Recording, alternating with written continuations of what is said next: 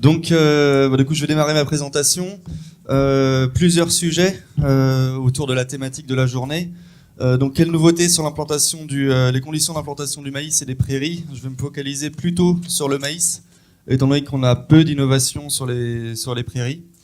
Sur l'implantation du maïs fourrage, donc dans l'optique d'abord de gagner du temps et ensuite d'aller plutôt sur un des aspects économiques, finalement, implanter le maïs le moins cher possible. 3 pistes, et je vais en développer qu'une seule. La réduction du nombre de passages et le volume de terre travaillé en lien avec la consommation de carburant. L'association du travail superficiel et du travail en bande, qui est une technique, on va dire, qui n'est pas tout à fait récente, mais qui prend place dans le paysage breton et français. Et aussi des possibilités de semer à une vitesse plus élevée. Il y a quelques années, on conseillait plutôt de semer à 5-7 km/h pour une bonne qualité d'implantation du maïs. Aujourd'hui, on a des technologies de semoir qui permettent de semer à 10-14 km/h. Oh, ça s'affiche pas très bien. Donc, l'association travail superficiel et travail du sol en bande. Bon, certains en ont peut-être entendu parler. On parle de technique dite du strip tillage, strip till, donc travail du sol en bande qui vient des États-Unis. L'association avec du travail superficiel en Bretagne paraît encore indispensable quant à la qualité du semis pour sécuriser l'implantation du maïs et aussi pour l'enfouissement des effluents, que ce soit du fumier, lisier ou digestat. Donc je vous présente simplement le principe sur cette diapositive-là. Donc on voit un matériel utilisé à Kerguenec sur la gauche, là, donc on est sur un rouleau destructeur de couvert à l'avant, et puis un déchômeur pas de doigts qui va pouvoir faire un travail superficiel.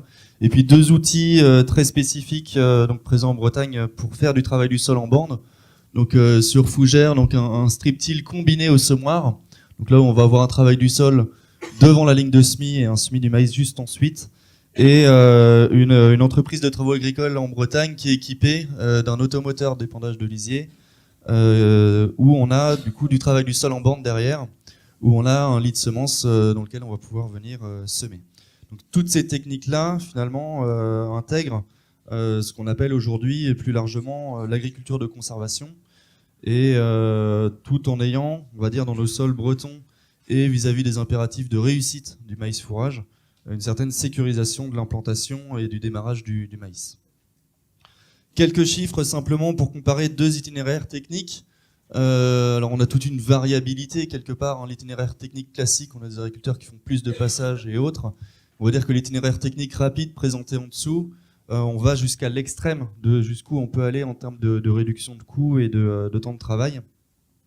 Donc on va ici en fait finalement de 2 heures travaillées par hectare pour 250 € de coût d'implantation du maïs en coût de méca, et sur l'itinéraire technique rapide, des investissements qui sont certes plus lourds à diluer sur des plus grandes surfaces, donc une faible économie en termes de coûts, mais du temps de gagner qui est quand même assez impressionnant. Tout ça passe aussi avec un équilibre finalement entre ce que va faire l'agriculteur et ce qui va être délégué. Question autour de ces techniques-là, question d'actualité aussi. On est reparti pour 10 ans au niveau du glypho. Est-ce possible sans glyphosate? Question sur lesquelles on a travaillé à la Chambre dans le cadre d'un projet recherche alternative au glyphosate là qu'on a conduit, financé par le Conseil régional de Bretagne. Donc j'ai pas de scoop à vous faire aujourd'hui, on n'a pas trouvé un produit aussi peu cher que le glypho et aussi efficace. Donc on sait par contre, au regard de ce qu'on a pu tester sur les stations chez les agriculteurs, vis-à-vis des enquêtes qu'on a menées, qu'on a des cas qui sont plus faciles sans glyphosate, si on a un couvert végétal qui est efficace avant, si on se retrouve aussi derrière une culture dérobée, type métail ou cive, où on a finalement un créneau très court entre l'ensilage de la dérobée et l'implantation du maïs. On va être en situation plus difficile si on a des parcelles sales, bien sûr, et si on a un historique aussi de non-labour avant. Vigilance par contre sur l'IFT, on va dire l'indice de fréquence de traitement au niveau herbicide sur maïs. L'absence de glyphosate, on l'a compensé par des produits de désherbage maïs qui sont efficaces, mais par contre qui, pour certains, vont déjà être restreints d'utilisation dès 2024. Et je pense au S-métolachlore par exemple, dans des produits comme le Camix ou autres. J'avance sur le volet fertilisation, en quête d'autonomie aussi des élevages. un message pour rappeler quelque part que on a de la valeur dans les effluents d'élevage et une valeur qu'il faut gaspiller le moins possible et utiliser le mieux possible.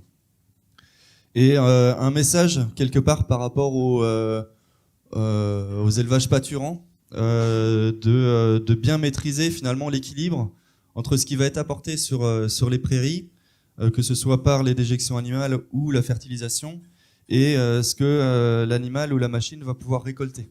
On a parfois des situations de déséquilibre finalement, où on a tendance finalement à engraisser, on va dire, les parcelles qui sont pâturables, proches du siège d'exploitation, c'est moins loin pour emmener les effluents, etc.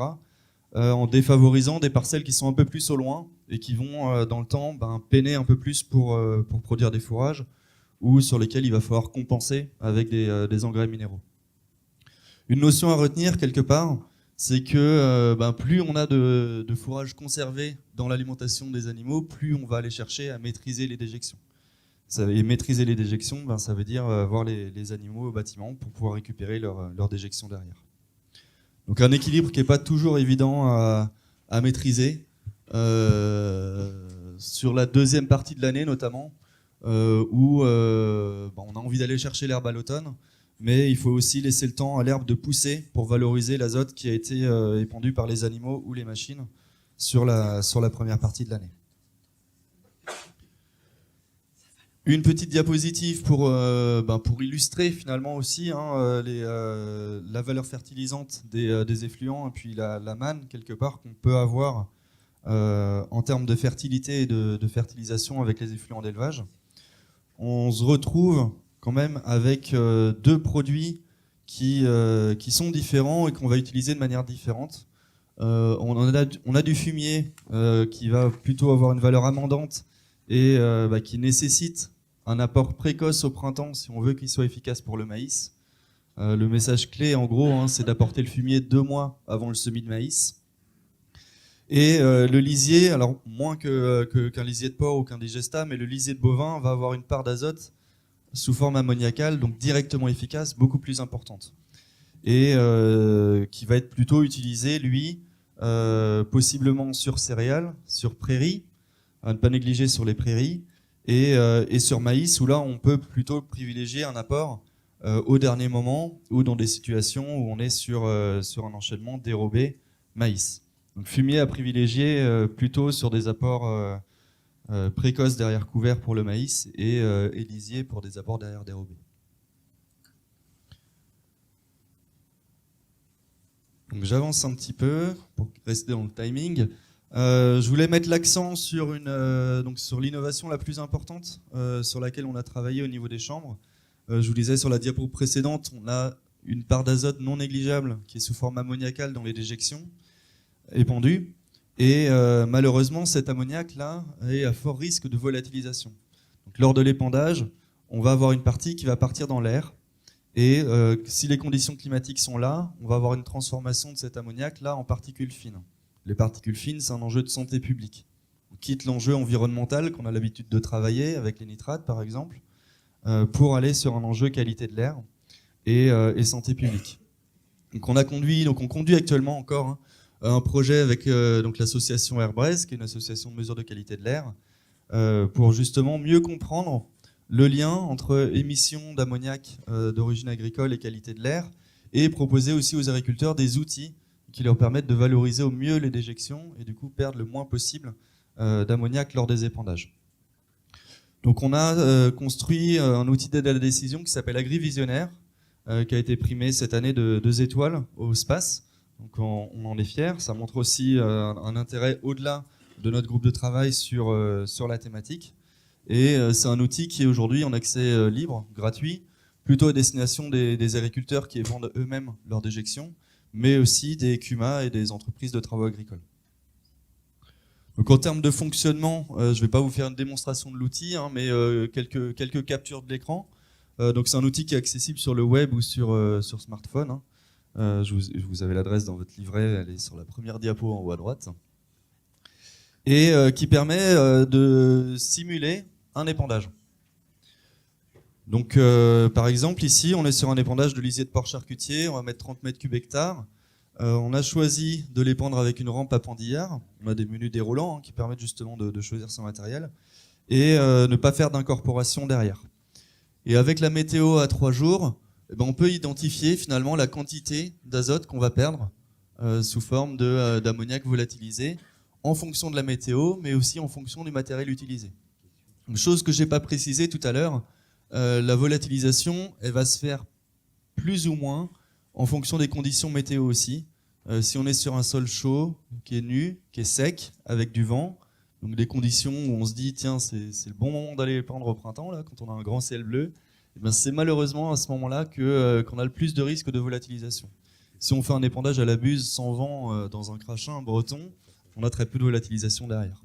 Donc l'impact météo il n'est pas négligeable, et quand la météo est pas favorable, mais il reste qu'une chose, c'est le matériel.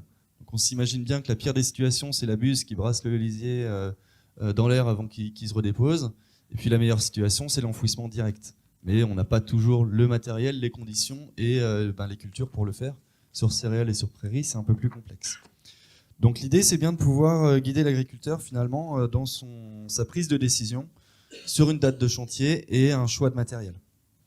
L'outil en mode connecté, et on peut vous proposer des comptes de démonstration, permet d'enregistrer un certain nombre d'épandages, voire l'ensemble des épandages de l'année, et disposer d'une synthèse où on peut voir finalement des marges d'amélioration quant au matériel à utiliser ou aux conditions météo d'épandage. On a une synthèse également qui permet d'avoir un peu de chiffres. Là, dans cette situation-là, on se rend compte qu'on a quand même 10% de l'azote qui dégage, et ça correspond à une perte d'environ 1 400 €. J'en ai terminé. Merci. Bonjour à tous. Alors, on va parler maintenant de l'optimisation du coût de l'herbe. Alors, concrètement, comment se décompose le coût de l'herbe? L'objectif, c'est de minimiser les coûts qui sont liés à l'exploitation des prairies.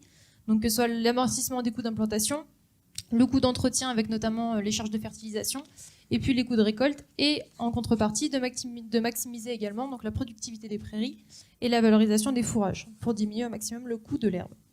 Donc on va brosser ces différents leviers mobilisables. Donc en termes d'amortissement du coût d'implantation, donc vous pouvez voir sur le graphe ici là les barres en rouge qui représentent le coût par hectare et par an d'exploitation de la prairie. Donc ce qu'on peut observer, c'est que plus la prairie est implantée sur le temps long, plus finalement le coût d'exploitation par année est dilué, et donc moins la prairie coûte cher à exploiter. Donc l'objectif, c'est vraiment de pousser la prairie à son maximum pour diluer les charges d'implantation. Ce que vous pouvez voir également, c'est que les données de rendement que vous voyez ici sont issues d'un réseau d'éleveurs en région Bretagne, et que finalement le rendement, certes, est maximal la première année d'exploitation de la prairie, mais que finalement sur le temps long il se stabilise, et même sur les prairies qui sont âgées de 6 ans, on a un rendement qui réaugmente un petit peu. Donc les différents leviers pour maximiser, pour pérenniser ces prairies, c'est de premièrement choisir un mélange qui est adapté au contexte pédoclimatique, d'autant plus avec le changement climatique dont on a parlé précédemment, de bien réussir le semis, de fertiliser la prairie parce qu'une prairie qui est sous-fertilisée n'est pas son maximum de production, et puis de faire attention à ne pas surexploiter la prairie non plus, notamment dans les périodes critiques, donc pas faire de surpâturage en période estivale, enfin pas faire surpâturage tout court sur l'année, et puis de bien respecter le temps de retour en fonction de la croissance de l'herbe. Donc concernant les coûts liés à la récolte des fourrages, ce qu'on peut observer, c'est que le fourrage qui coûte le moins cher à récolter, c'est le foin. Ensuite, on a l'ensilage et l'enrubanage. Donc les coûts que vous voyez ici sont issus de PRL qui datent de 2016 déjà. Donc avec l'inflation qu'on connaît aujourd'hui, les coûts de récolte sont quand même plus élevés que ceux qu'on affiche ici. Et ce qu'on peut voir également, c'est que la prairie qui est pâturée, finalement, c'est celle qui coûte le moins cher à exploiter, entre 50 à 55 € la tonne de matière sèche. Donc l'objectif, c'est vraiment d'aller chercher le maximum d'herbes pâturées sur la surface qui est pâturable sur l'exploitation, notamment en ayant un aménagement du parcellaire qui soit adapté, avec des chemins de qualité, puis des clôtures de qualité également. Donc récolter des fourrages, ça coûte cher, c'est ce qu'on vient de voir, donc autant aller chercher de la qualité. Donc là, ce que je vous présente, c'est les résultats d'une comparaison d'ensilage d'herbe précoce et d'ensilage d'herbe classique qui a été fait à la station expérimentale de Trévarez sur le troupeau conventionnel. Donc en termes de résultats, ce qu'on peut observer, c'est qu'avec avec une fauche précoce, avec un ensilage d'herbe précoce, on a 2 coupes de plus qui sont réalisées sur le printemps. Au global, 1,5 tonne de matière sèche est récoltée en moins, parce qu'on revient quand même plus souvent. Mais un fourrage de bien meilleure qualité, donc on a une augmentation de 32% de la MAT par hectare. Des coûts de récolte qui du coup sont liés aux plus nombreux champs de récolte qui sont plus élevés, et puis plus de travail également pour faire ces chantiers de récolte. Mais au final, qui dit fourrage de qualité dit aussi augmentation de l'ingestion par les vaches laitières, donc on a plus 1,7 kg de matière sèche ingérée par vache laitière et par jour. Et qui dit meilleure ingestion dit aussi meilleure production laitière, donc il est observé une augmentation de la production laitière de 1,9 kg de lait par vache laitière et par jour. Et donc au final, quand on fait la synthèse de l'essai, on observe une augmentation du marché-coût alimentaire de 2 600 €. Et donc l'essai a été fait sur un troupeau donc, de 75 vaches laitières pendant 3 mois. L'objectif donc aussi pour optimiser ces coûts d'exploitation de l'herbe, c'est d'optimiser le rendement de la prairie. Donc le rendement de la prairie, le coût de l'herbe, pardon, on peut voir qu'il est variable en fonction du rendement de la prairie. Plus le rendement augmente, moins les coûts sont élevés. Donc il dépend de quoi ce rendement? Il dépend premièrement du potentiel des sols et de la zone climatique. Là, on ne peut pas franchement faire grand-chose dessus, il faut s'adapter. Donc on peut notamment adapter le type de prairie, comme je disais tout à l'heure, adapter le mélange qui est semé aux contraintes pédoclimatiques et aussi aux objectifs de valorisation. Choisir un mélange type fauche pour de la fauche, un mélange type pâturage pour le pâturage, et pas l'inverse. D'optimiser la fertilité des sols aussi. Premièrement, le levier le plus important, ça reste de miser sur les légumineuses, qui sont quand même une source d'azote gratuite pour le fonctionnement de la prairie. D'ajuster la fertilisation aux besoins de la prairie, mais sans excès bien évidemment, et de fertiliser à la bonne période pour éviter les pertes. Et potentiellement aussi de remplacer l'engrais minéral par de l'engrais organique. Donc ce qu'on peut observer avec Perel, c'est qu'on a moins 5 à 11 € par tonne de matière sèche si on fait des apports de 15 à 20 tonnes de fumier vieilli en 2 apports pendant 5 ans pour remplacer l'azote minéral. Et enfin, en termes de conduite de la prairie, l'objectif, c'est également de limiter les pertes. Donc au pâturage, on a des pertes qui sont incompressibles liées au comportement des animaux. Donc on a 10 à 30% de pertes, mais qui peuvent être limitées par l'utilisation du pâturage tournant qui rationalise beaucoup plus le pâturage. Et puis l'adaptation des surfaces aux besoins des animaux pour coller au mieux aux besoins des animaux et ne pas gaspiller la ressource en herbe. Et concernant la fauche, là on est sur des niveaux de pertes qui sont quand même un peu plus élevés, qui peuvent atteindre plus de 40% pour certains types de récoltes, notamment les légumineuses. Donc on a 2 types de pertes en fauche. Il y a premièrement les pertes au champ, avec une fenêtre météo qui n'est pas adaptée à la récolte, le choix de la chaîne de récolte qui n'est pas adapté non plus au type de fourrage qu'on veut récolter.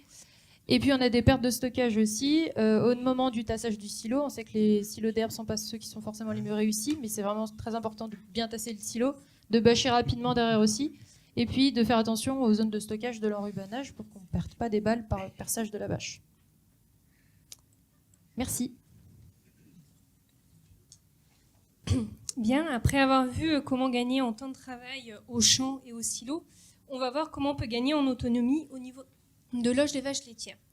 Donc déjà, pour rappel, pour une vache en lactation, qu'est-ce qu'on entend par la notion de ration de base équilibrée? Donc c'est un équilibre énergie-azote de 95 grammes de PDI par UF. Donc concrètement, comment cela se traduit en termes de rationnement? C'est pour des régimes maïs avec moins d'un tiers d'ensilage d'herbe dans la ration hivernale, on est sur 260 grammes de tourteau de colza par kilo de matière sèche de maïs. Et plus on a d'herbe dans la ration, moins il y a de correcteurs azotés à apporter.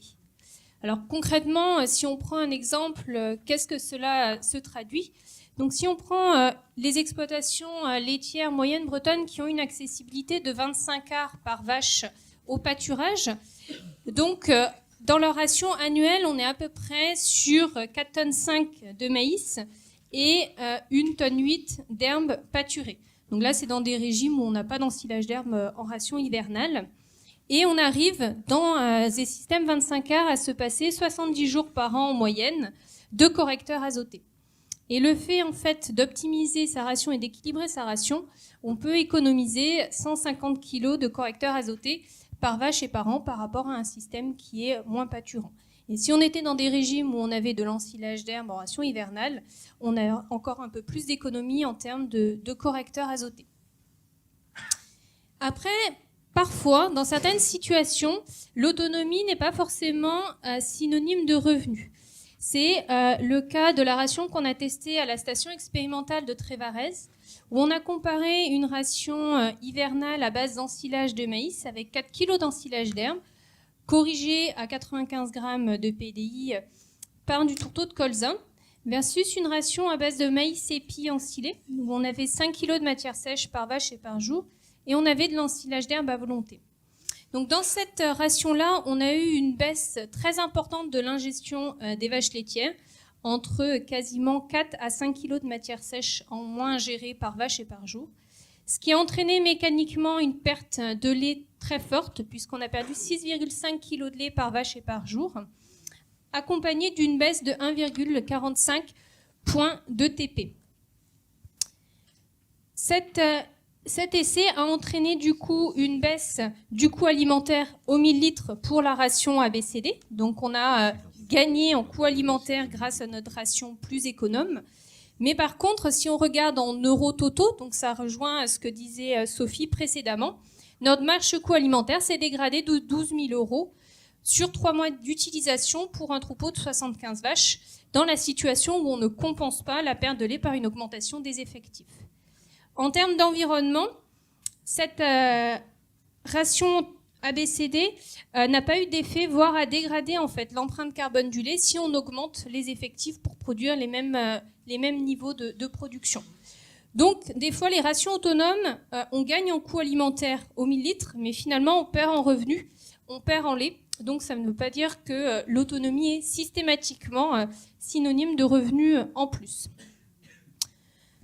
D'autres rations que l'on a pu tester pour voir si on pouvait gagner en autonomie ou améliorer les performances en termes de matière utile, ça a été l'utilisation de betteraves fourragères, également en ration hivernale, par l'introduction de 4 kg de matière sèche de betteraves fourragères dans une ration maïs à volonté et 4 kg d'ensilage d'herbe, plus du correcteur azoté sous forme de tourteau de colza. Donc dans ces situations-là, on a une substitution de 1 pour 1 entre le maïs ensilage et la betterave fourragère, qui a entraîné une perte de 1 kg de production par vache et par jour.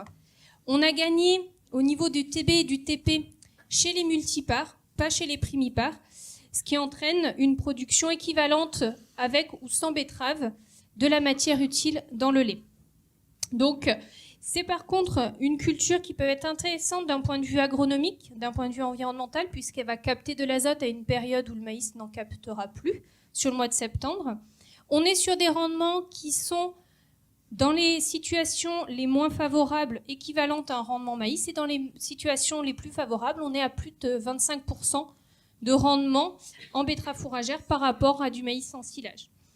Donc pour les vaches, en termes de matière utile, on fait 0. Et d'un point de vue économique, on peut être gagnant comme on peut être équivalent. On peut être gagnant si la betterave est utilisée en fait dans le cadre de la PAC comme la troisième culture pour l'éco-régime, ou si elle n'est pas utilisée comme troisième culture, on est neutre d'un point de vue économique. En conclusion, donc, sur cette partie, il existe aujourd'hui des itinéraires techniques qui permettent de gagner du temps et de faire des économies au champ, de bien maîtriser ces épandages. Les effluents d'élevage permettent de limiter en fait les pertes ammoniacales et donc d'améliorer la qualité de l'air. Que pour produire son herbe, il faut viser la qualité sans négliger forcément la quantité. Que l'herbe pâturée, mais l'herbe sous toutes ses formes, permet d'économiser du correcteur azoté. Et qu'il faut être vigilant sur les rations que l'on met en avant comme plus autonomes ne sont pas systématiquement synonymes de plus de revenus.